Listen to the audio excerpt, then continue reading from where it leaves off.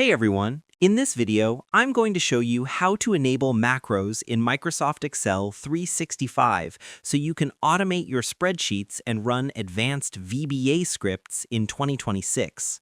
Let's get into it. First, access the Excel options. The controls for security and automation are tucked away in the main configuration menu to prevent accidental changes. Open Excel and click on the File tab in the top left corner.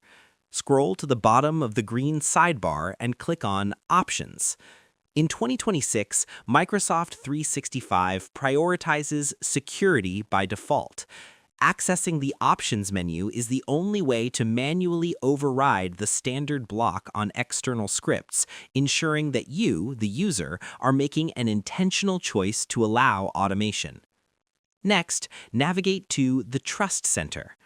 Macro settings are managed within a specific security subsection to protect your computer from potentially malicious code.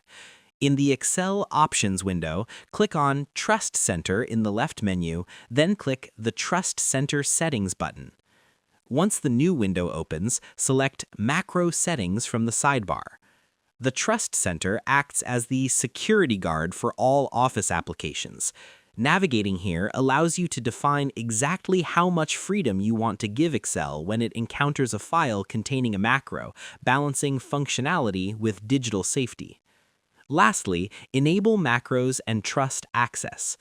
Now you need to select the specific level of access required for your automated tools to function.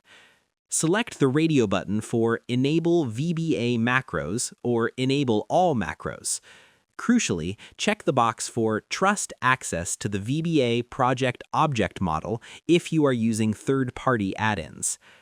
Microsoft recommends the Disable with Notifications setting for most users, but if you are developing your own tools, enabling them fully is necessary. Trusting the object model allows your scripts to interact with the internal structure of Excel, which is required for many advanced 2026 automation plugins. And that's pretty much it. To enable macros in 2026, head to File, Options, Trust Center, and select Enable VBA Macros in the settings. I hope this helped you out, and I see you in the next one.